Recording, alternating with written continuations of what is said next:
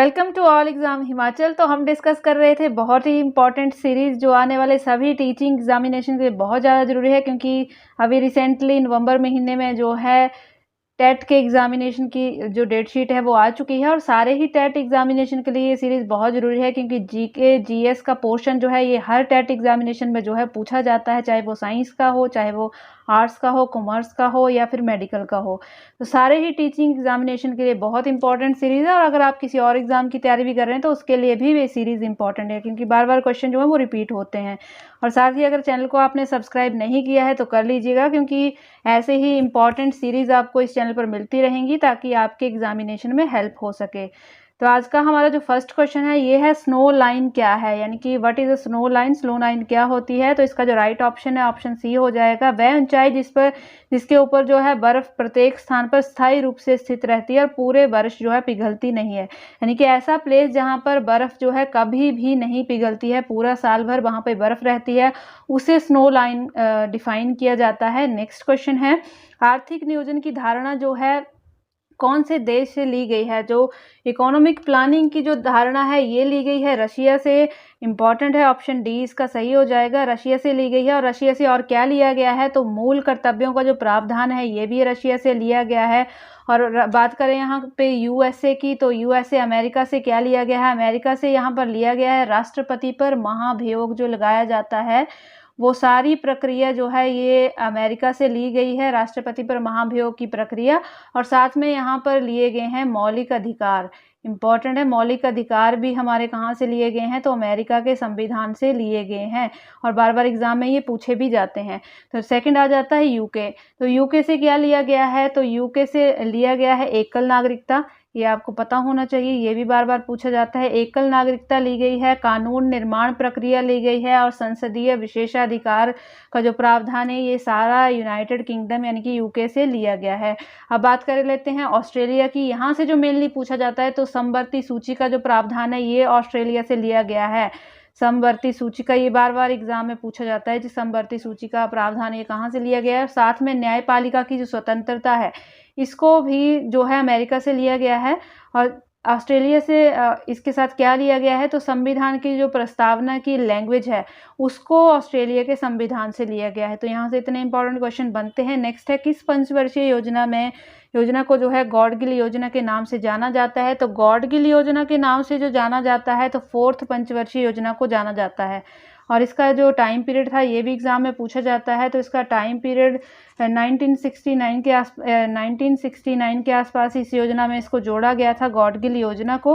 और गॉडगिल जो योजना है ये धनंजय रामचंद्र गॉडगिल के नाम पर इसका नाम पड़ा है। तो ये आपको पता होना चाहिए कि इकोनॉमिस्ट थे धनंजय रामचंद्र गॉडगिल, उनके नाम पर इसको गॉडगिल योजना के नाम से जाना जाता है। और इस योजना में केंद्र और राज्यों की सहायता के लिए केंद्रीय जो सहायता है उसको निर्धारण का प्रावधान किया गया था। ये सारा जो था ये फोर्थ पंचवर्षीय योजना का प्रोसेस था।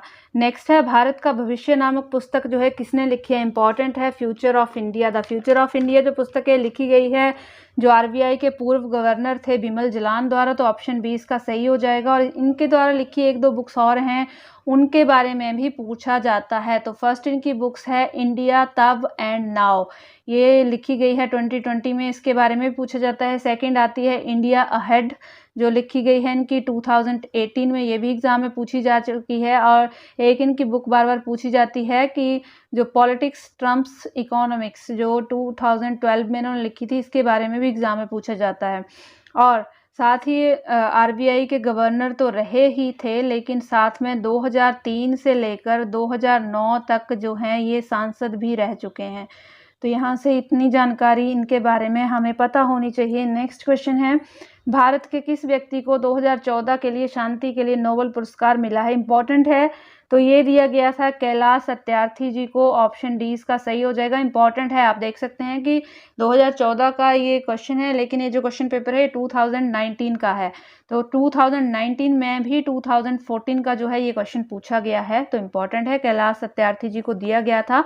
और आपको पता होना चाहिए कि रिसेंट जो शांति के लिए नोबेल पुरस्कार दिया गया है तो किसे दिया गया है, तो यूएन का जो वर्ल्ड फूड प्रोग्राम है उसके लिए जो है इनको शांति के लिए नोबेल पुरस्कार दिया गया है, क्योंकि कोविड में इन्होंने काफ़ी लोगों की हेल्प की थी, लोगों को खाना वगैरह मुहैया करवाया था। तो इनको ये जो यूएन का वर्ल्ड फूड प्रोग्राम है, इसको जो है नोबेल जो शांति पुरस्कार है रिसेंट का, वो दिया गया है। नेक्स्ट है, जब तक दोनों पदों पर भारत का राष्ट्रपति और उपराष्ट्रपति एक ही समय में रिक्त हो, यानी कि ऐसा टाइम जहां पर ना भारत का राष्ट्रपति हो ना उपराष्ट्रपति हो, तो ऐसे समय भारत के राष्ट्रपति का काम जो है वो कौन करता है?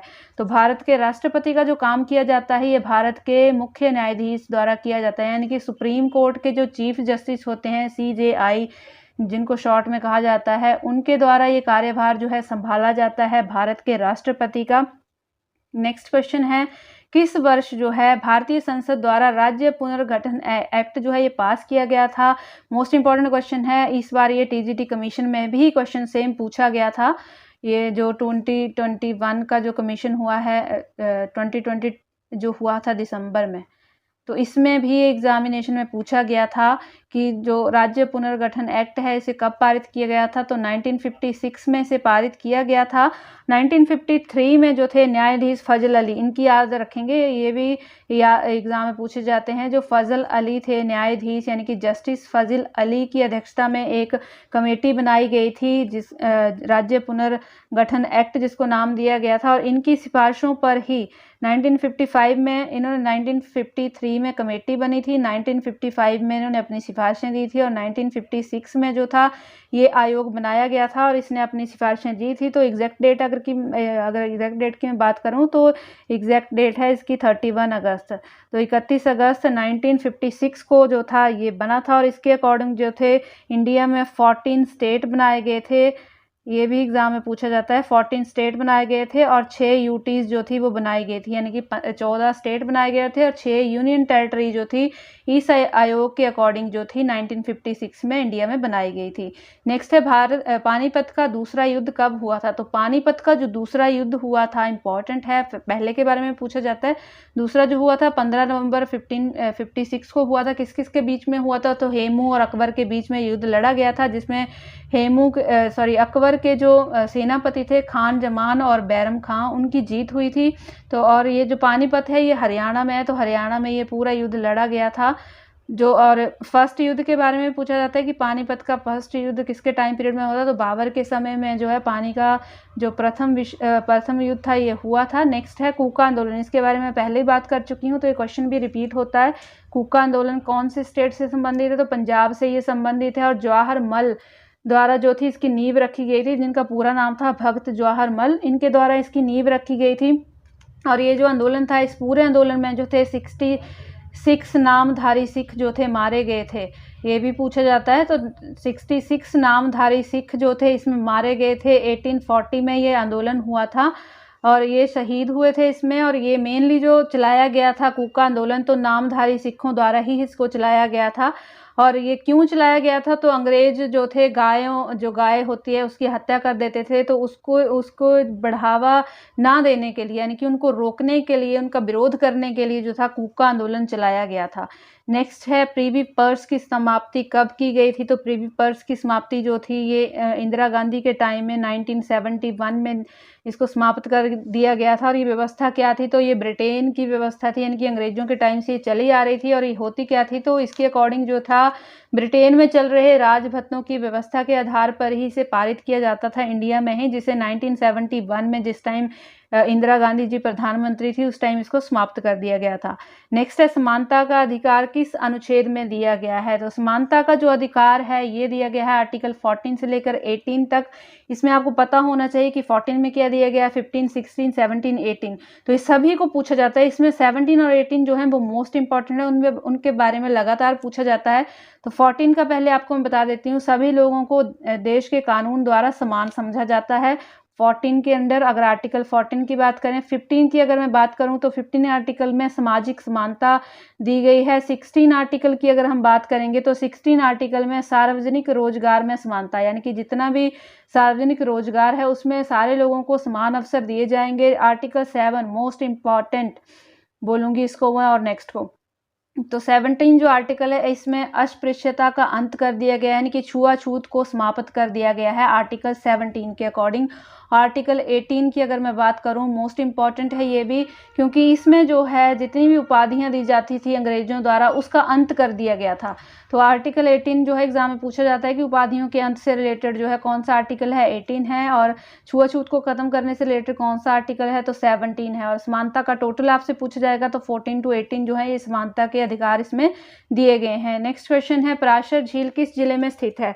तो मोस्ट इंपॉर्टेंट क्वेश्चन है, हिमाचल से रिलेटेड है। पराशर झील जो है मैक्सिमम लोगों को पता होगा कि मंडी में है, लेकिन किसने क्या है यहाँ पर मेन जो है, ये एक नेचुरल लेक है।